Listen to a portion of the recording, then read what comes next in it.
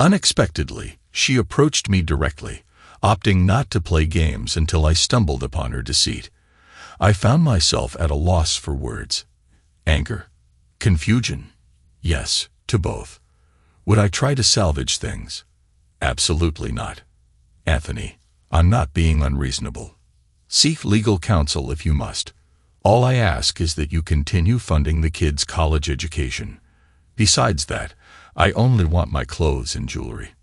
I sat there, clutching the divorce petition. Unopened. What was the use? Julia had already cleared out her belongings without me even noticing. I remained silent, but she persisted in talking. It was her nervous habit. Despite her attempt to appear composed, her rapid speech betrayed her anxiety.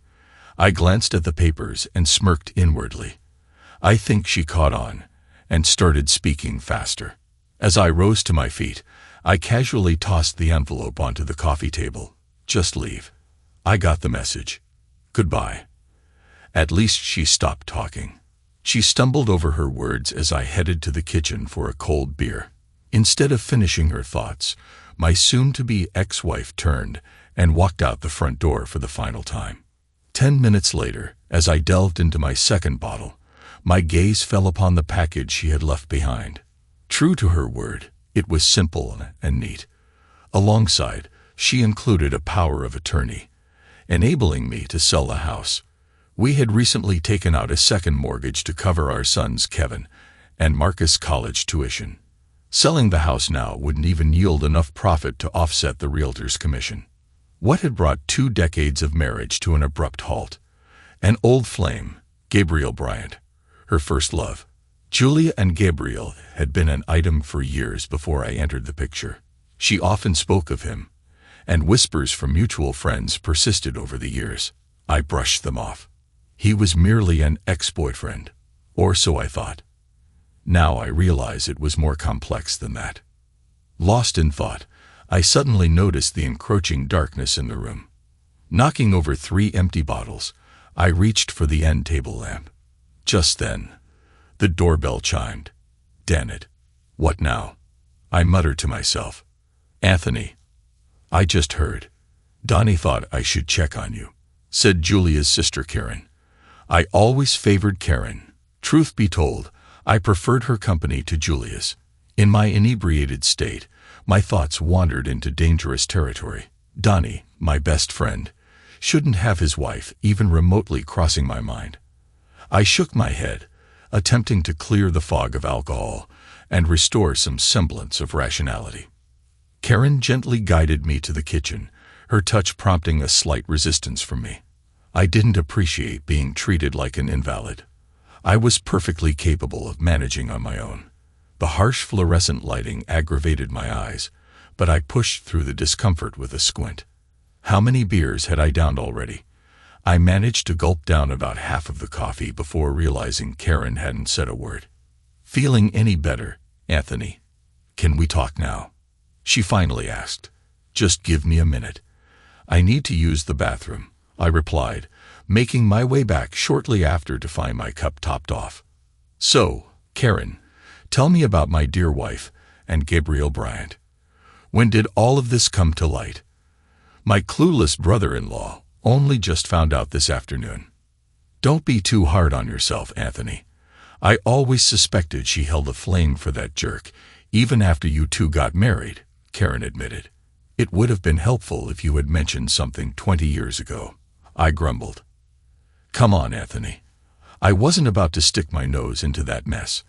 I hoped she'd let go of him over time. You two seemed so happy together, Karen explained.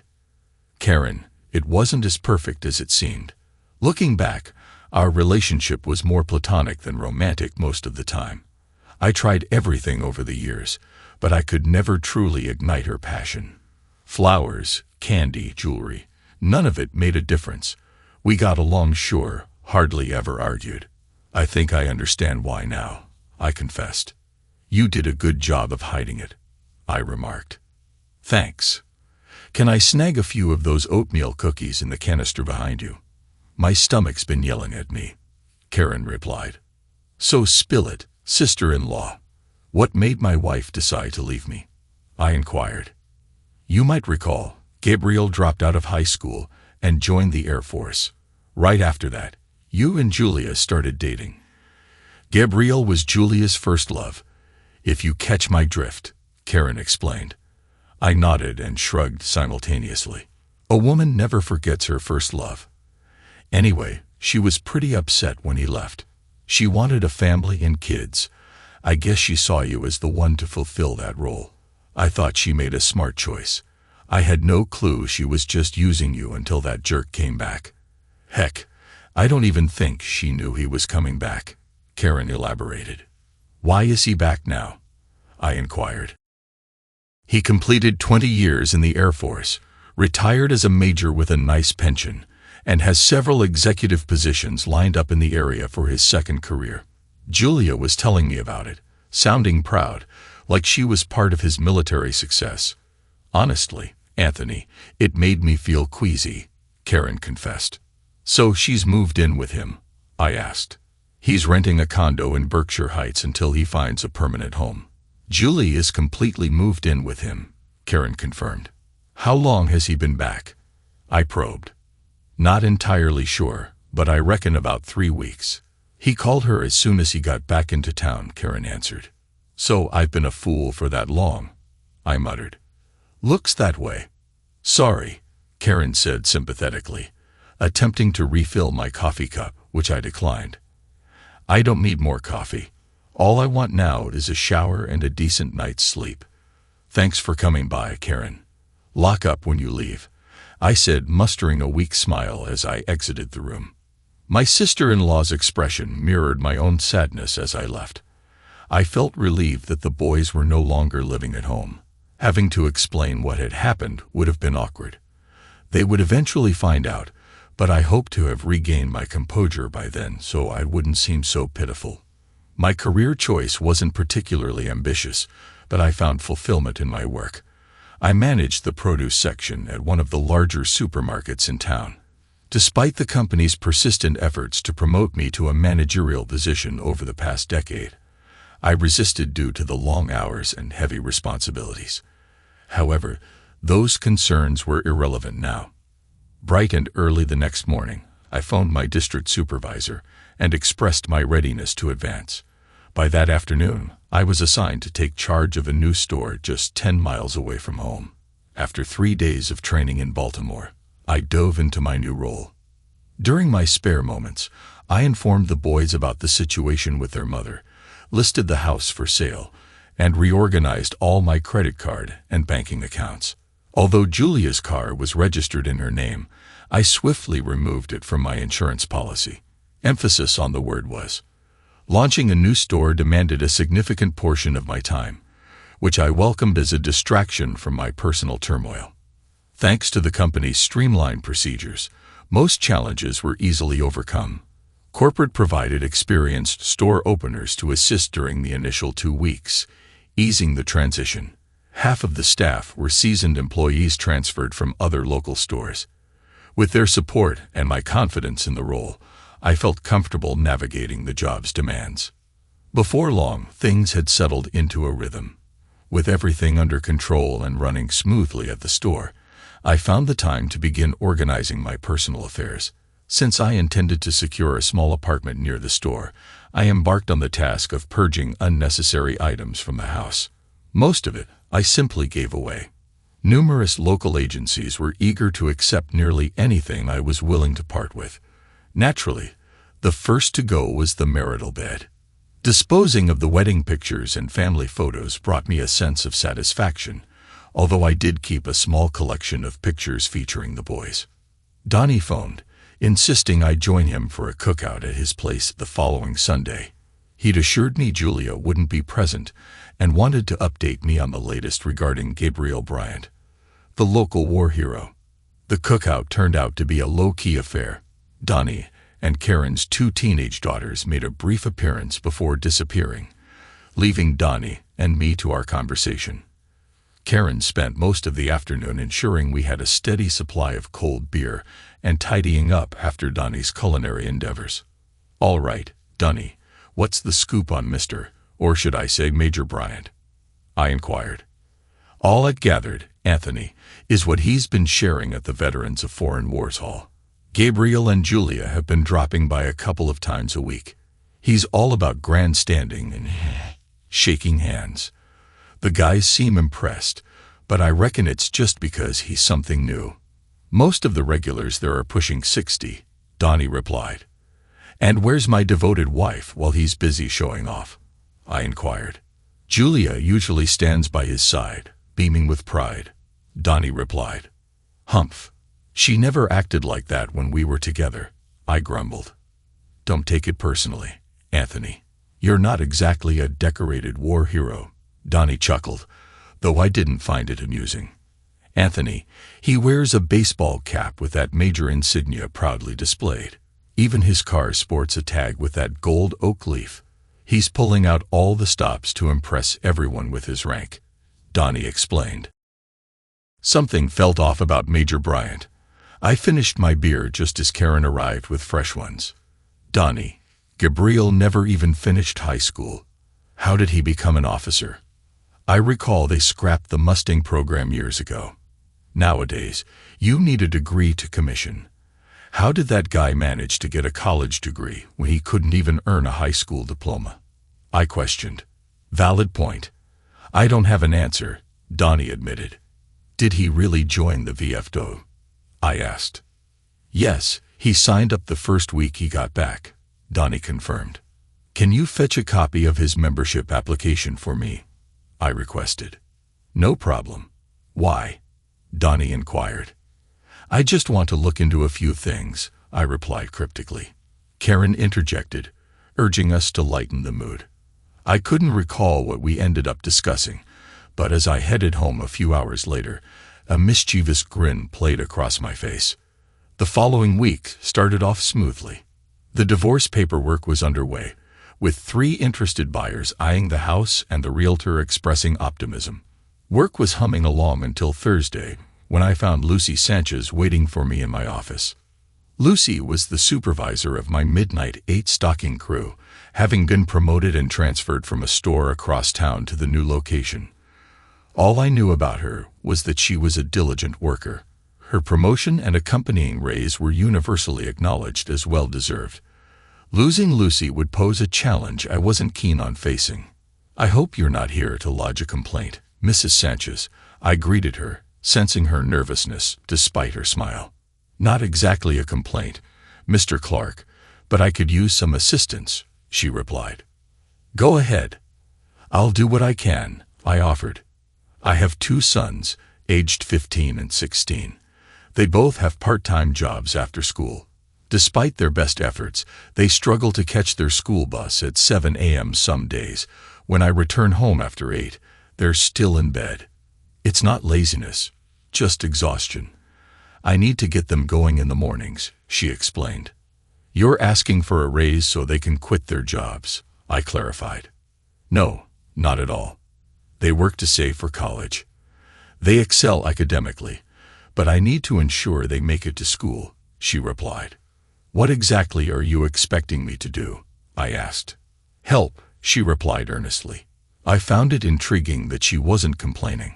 Here was a no-nonsense woman accustomed to running a tight ship, yet struggling with her own kids.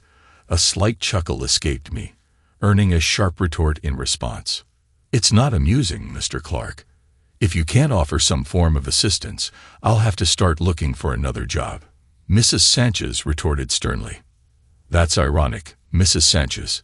You oversee a team of individuals who, given the chance, might mess things up. Yet they don't, because they respect you and your standards.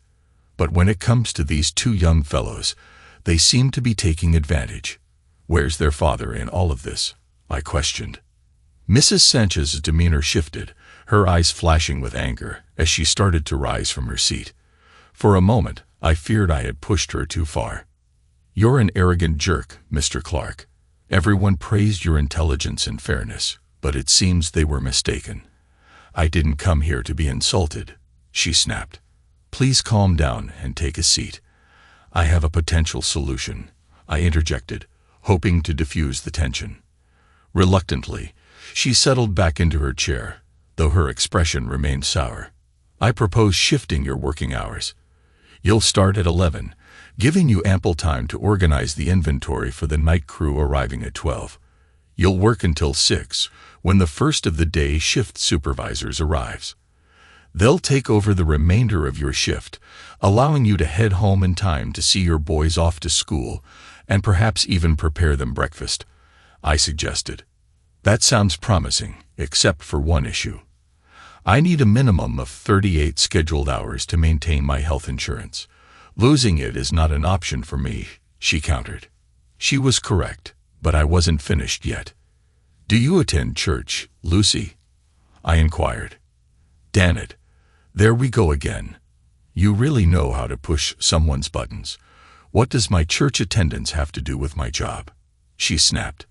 You're quite fiery, Lucy. I'd appreciate it if you could calm down while I finish, I requested. And stop with the Mrs. Sanchez business. I'm not married. I suppose you have a witty comment about that too, she retorted, clearly irked. I felt my patience waning with her attitude. With a sigh, I leaned back in my chair, only to topple over backward. For a brief moment, I found myself staring up at the ceiling, knowing the cheap-looking light fixtures. I heard her stifled laughter as she peered over the desk at me, her hand darting to cover her smile. Sorry, she managed to say between giggles. I felt embarrassed by my clumsiness while she found amusement in it. It took a moment to compose myself as I readjusted in my seat. If I can't call you Mrs. Sanchez, what should I call you? I asked. Just Lucy, she replied curtly. Lucy, I have 2 supervisors who are Southern Baptists. Neither will work Sunday mornings, leaving me to fill in. I want you to work from 6 to noon on Sundays. That'll cover the extra hours you need, although that's not the crucial point, I explained. It matters to me, Lucy insisted. You're paying extra for the family health insurance plan, correct? I continued. Yes, it's $80 a month, covering both my boys as well, she confirmed. Lucy, I'm going to transition you to a salaried position. That means your boys will automatically be covered under your insurance. Additionally, you'll receive a small raise, I informed her. And it also means I won't qualify for overtime, right? Lucy deduced. Correct, I affirmed. She remained silent for a moment, her striking appearance capturing my attention. Her hair, dark but not quite black, framed her face elegantly, while her eyes, as deep and dark as coal, held an intensity that was hard to ignore. There wasn't an ounce of excess fat on her, giving her a slightly gaunt appearance. I found myself wondering about the figure hidden beneath her work attire before she finally spoke up. Okay, I'll accept it, but I have no experience dealing with daytime supervision. I've never had to interact with customers, she confessed. Don't worry about it.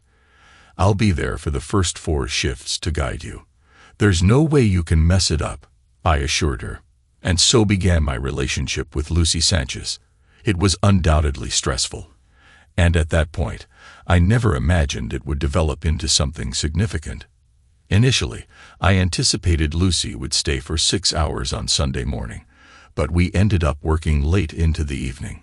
She was adamant about learning every aspect of her new responsibilities, and I found myself enjoying her company. As I glanced through the Sunday paper, I stumbled upon a small article about a fundraiser at the local American Legion post. Major Gabriel Bryant stood proudly in his full uniform alongside my estranged wife. Seeing her in the photo, looking as proud as if she had earned the medals herself, was a bitter pill to swallow. I didn't reconnect with Dunny until Monday evening. Karen had called me at work, insisting I join them for spaghetti. How could I refuse? Donnie handed me Gabriel's VF2 membership application and his discharge papers. I shared with him about the photo in the Sunday paper, and he promised to obtain the forms from the American Legion post as well. Karen had caught wind at the beauty shop that Gabriel had applied for membership at the Liberty Keys Country Club, Julia, and I attempted to join once, only to face rejection. While I shrugged it off, Julia was devastated. According to Karen, it seemed Gabriel's application was practically pre-approved. The week crawled by slowly. I had already secured a small apartment, where I typically headed straight after work to unwind with at least 3 beers, sometimes more. Thankfully, the rent included basic cable, so boredom wasn't a constant companion. Next week, I was set to have my DSL internet connection installed. The week concluded on a positive note when I discovered an invitation on my desk for dinner with Lucy and her 2 sons. Although I already had her address and phone number, she insisted on providing them again. It felt a bit awkward and potentially a breach of the company fraternization policy. To err on the side of caution, I contacted my boss in Baltimore to explain the situation. After receiving his approval, I felt more at ease about the whole affair. I picked up a bottle of wine to bring along, but I was unsure what to bring for the boys. Meeting Lucy's sons made me a tad nervous, but once they learned I had 2 sons in college, the atmosphere lightened considerably. Poor Lucy found herself somewhat excluded from most of the conversations. Despite my efforts to involve her, she gave me a small grimace, as if to convey that I needn't worry about it. She appeared content that I had hit it off with Grant and James. The evening passed by all too quickly, and unfortunately, we never got around to opening the wine. That Sunday, I spent around 2 hours with Lucy as she embarked on her first official shift as a supervisor. I sensed her eagerness for me to leave so she could spread her wings independently. It was a positive sign in my book. She assured me she'd reach out if any issues arose, and even invited me over for supper that evening. After dinner, Grant and James mysteriously disappeared, leaving Lucy and me alone. We tackled the dinner dishes together before finally uncorking that bottle of wine. The conversation started off a bit awkwardly. Apart from our professional interactions, our relationship had remained strictly business. Lucy seemed a bit disheartened when I explained the potential complications our relationship could bring, but she quickly brushed it off, expressing confidence that any issues could be easily resolved. While I didn't broach the topic, Lucy felt compelled to shed light on her marital status. She revealed that she had been living with the boy's father in Tucson until one day he vanished without a trace. Despite waiting for 3 years, he never returned. Her brother, a bricklayer in the Philadelphia area, convinced her to move in with him and his family. Eventually, she found her own place and has been working tirelessly ever since to provide for her boys. She never remarried. As I finished recounting my own marital woes, the wine bottle emptied. Despite the heavy subject matter, I found solace in Lucy's company. We spent several hours together, so the wine consumption wasn't a concern when I eventually drove home.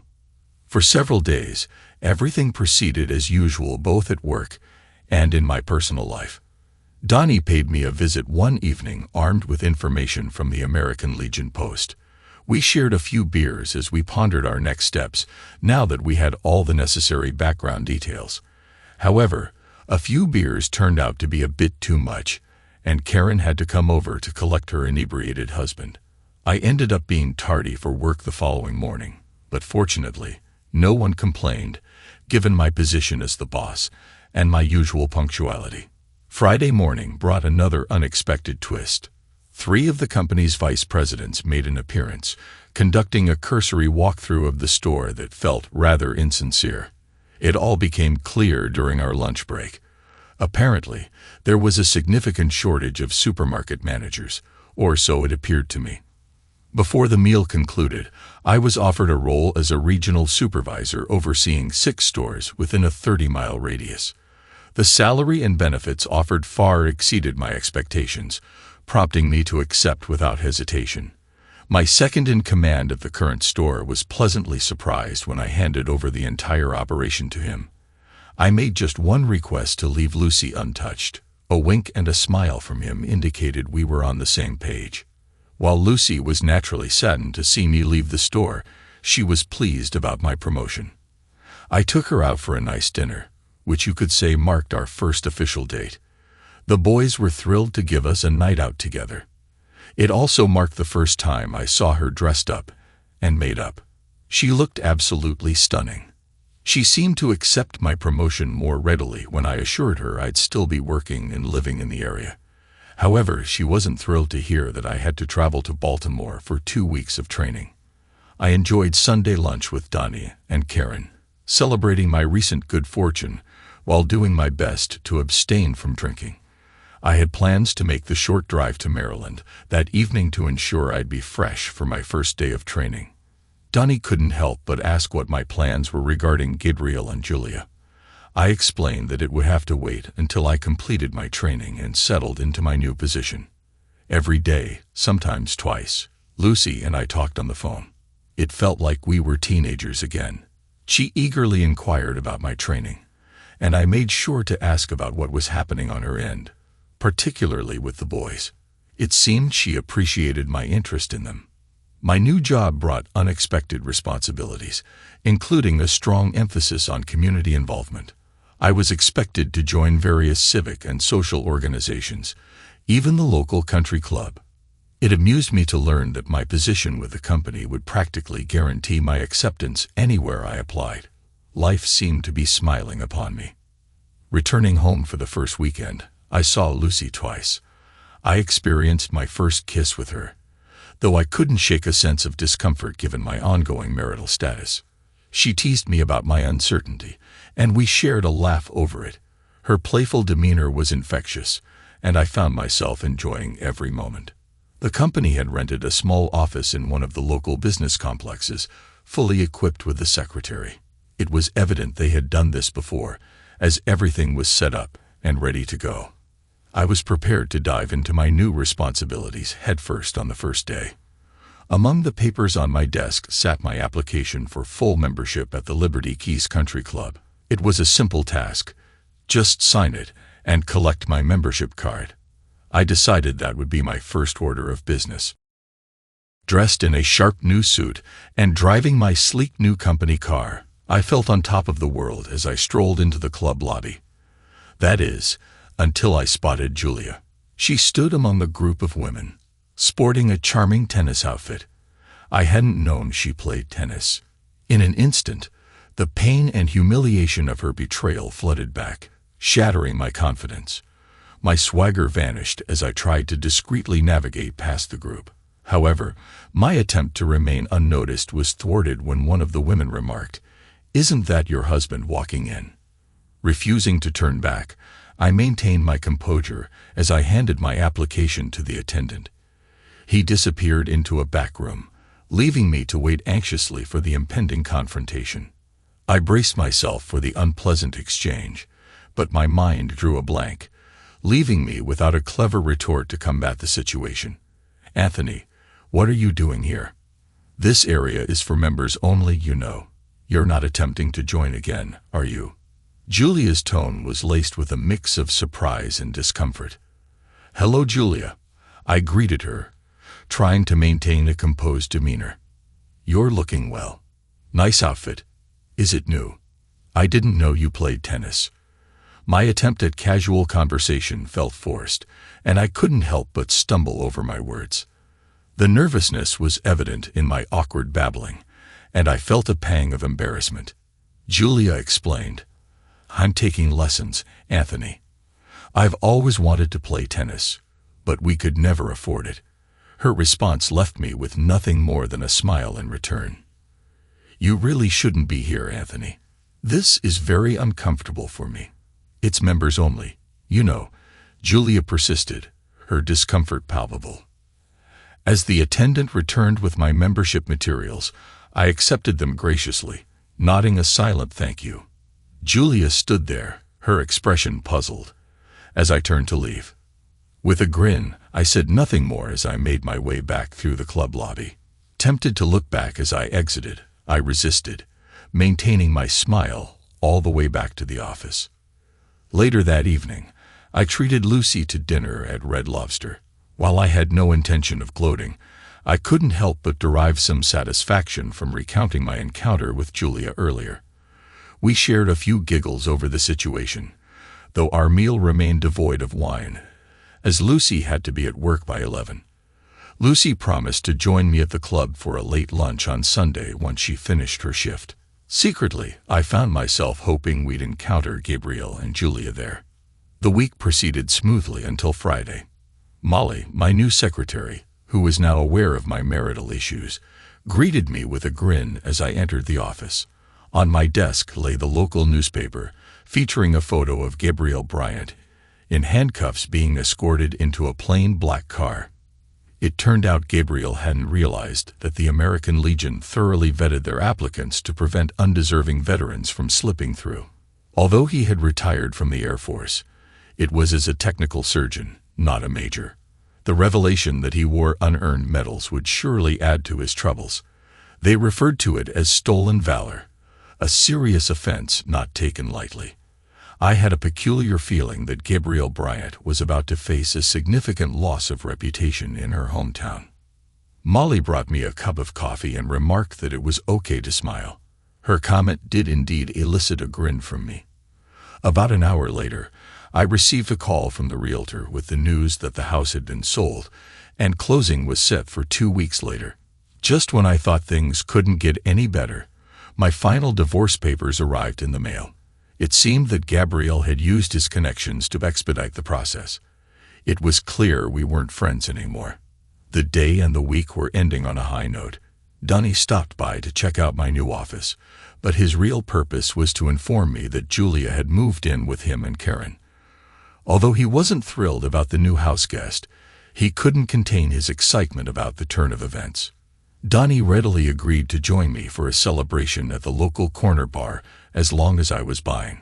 Before Lucy left for work, I called her and shared all the good news with her. She seemed just as thrilled as I was. Donnie dragged me out of bed on Saturday morning, and I was grateful for his stronger tolerance for alcohol. We headed to Shawnee's for the breakfast buffet and some much-needed coffee. Over our meal, Donnie filled me in on the latest developments regarding my ex-wife. Her car had been repossessed. It turned out Gabriel had been supposedly covering her payments, but the checks bounced. She was left completely unaware until they came to take the car away. It seemed Gabriel's deception extended to other aspects as well. It was a scheme that had deceived many before it unraveled. Karen had given Julia a week's stay at their place, but Julia was left with no clear plan for the future. Her financial situation, already precarious after the divorce, had worsened. By the time we returned home, Lucy was still fast asleep, but Grant and James were eager to hit the golf course at Liberty Keys. Lucy gave us a playful scolding for leaving her out of the fun when she woke up. We settled for pizza delivery and a pay-per-view movie for the evening. Despite the upheavals elsewhere, life felt good in our little bubble. Sunday morning, Lucy and I enjoyed a pleasant brunch at the country club. I had secretly hoped to run into Julia and Gabriel, but they were nowhere to be seen. Though there were a few curious glances our way, overall, it was a delightful outing. It marked the beginning of many more enjoyable brunches together. Before the week was out, Julia found a small furnished apartment to move into after leaving Donnie and Karen's house. While they kept in touch, their relationship wasn't as close as before, despite being sisters. 3 months later, Kevin and Marcus returned home for our wedding. They playfully teased me about needing to find 2 replacements for them. Fortunately, the 4 boys hit it off, much to Lucy and my delight. Surprisingly, Kevin and Marcus never brought up Julia during their visit. It wasn't a conscious effort to avoid the topic, it simply never arose. Whether they stopped by to see her before heading back to school remained unknown. Donnie served as my best man, though his role was more of a witness in our civil ceremony. Lucy decided to stop working before the wedding, and I insisted that Grant and James quit their jobs to focus on their studies. Thankfully, they didn't protest. Despite not making much profit from selling the old house, buying a new one posed no difficulty. 2 months after our wedding, Lucy and I were doing some Christmas shopping at Target when we unexpectedly ran into Julia. She was stationed at the customer service counter, clad in the standard Target attire of khaki pants and a red shirt. It seemed she had lost weight. Our eyes met briefly before she retreated into the office behind the counter. Our encounter wasn't meant to cause her discomfort.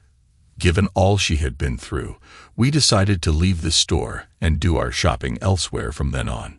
As for Gabriel Bryant, He simply vanished after his arrest and subsequent charges.